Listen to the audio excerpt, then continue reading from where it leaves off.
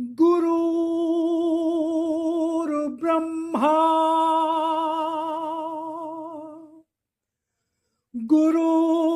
गुरुर्विष्णु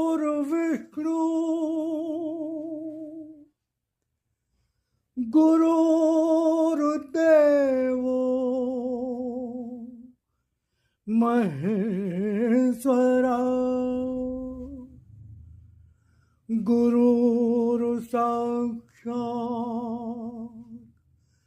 परब्रह्म तस्मै श्री गुरुवे नमः। प्रिय आत्मीजनों, इस सीरीज में हम आपसे भगवान की वाणी की चर्चा करेंगे। भगवान ने अपनी वाणी में क्या बताया, क्या कहा, क्या संदेश दिया, जीवन कैसे जिए, भविष्य में क्या होने वाला है, मेरी भक्ति कैसे करूं, किस प्रकार की भक्ति मैंने स्वीकार की है। इस संबंध में आप भगवान के आदेश को, संदेश को आप सुनेंगे। भगवान की वाणी साक्षात भगवान की ही वाणी। लिप रूप में भगवान का अवतरण 31 मार्च 1972 को परम पूज्य देवी मां श्री कुसुम जी के भागवत शक्ति चालित लेखनी के माध्यम से भगवान का लिप रूप अवतरण, जिसमें जो ज्ञान प्राप्त हुआ, जिसको भगवान की वाणी कहा गया, भगवान ने अपने उस ज्ञान को अपना शतरूप दर्शन, और जिस रूप में भगवान का अवतरण हुआ उसको भगवान ने अपना साकार रूप दर्शन कहा।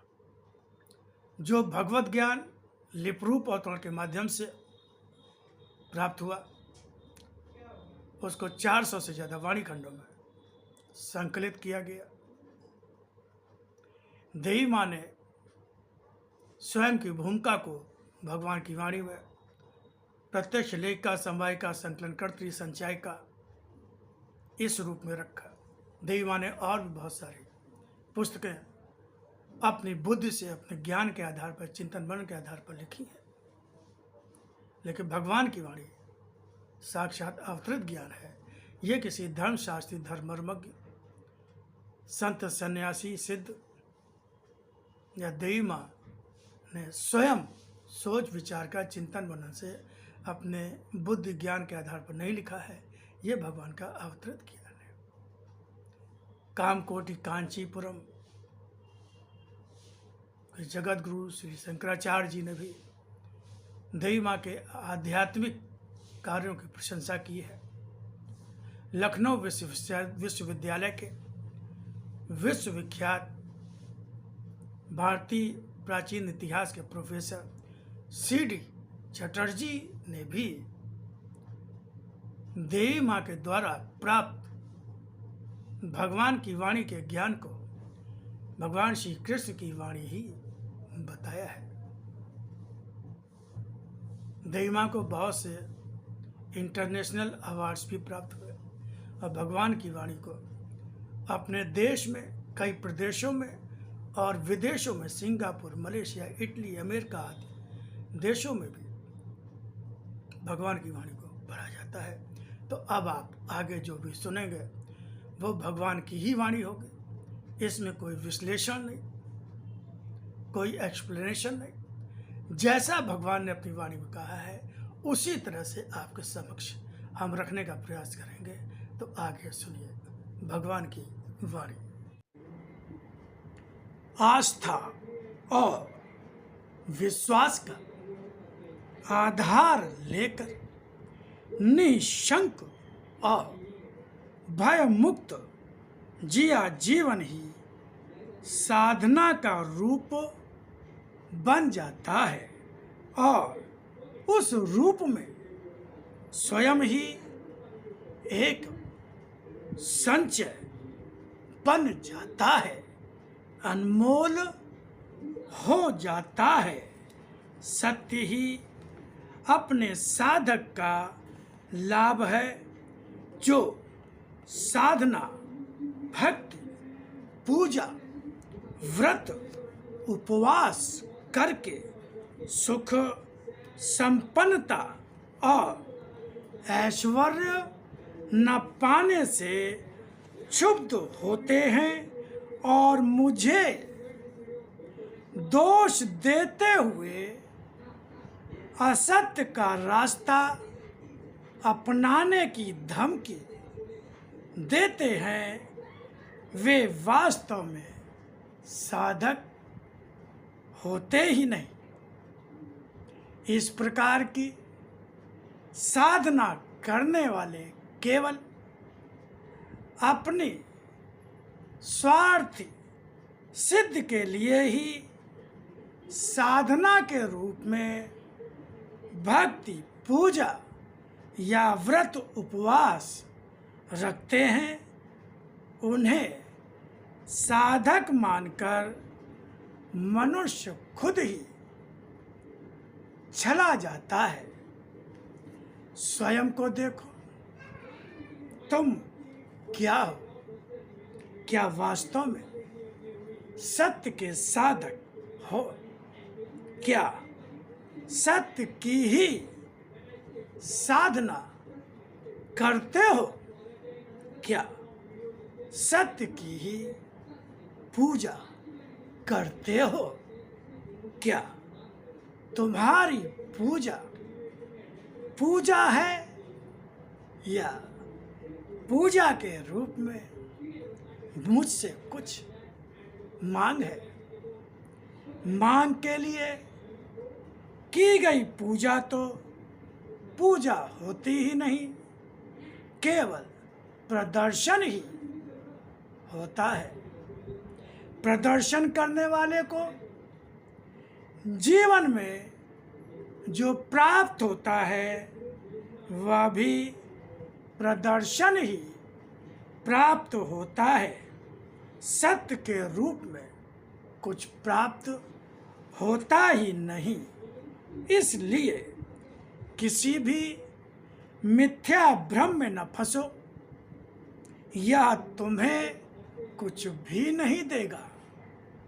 जानते हो, मैंने तुम्हें कोई भी मिथ्या आश्वासन नहीं दिया है तुम्हें कुछ भी प्राप्त हो सकने का।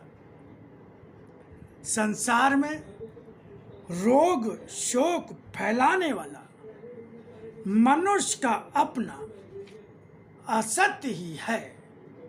चारों ओर जो प्रदूषण असत्य और अधर्म का फैला है, वही जीवन पर दुख, रोग और शोक के रूप में प्रभावशाली होता है।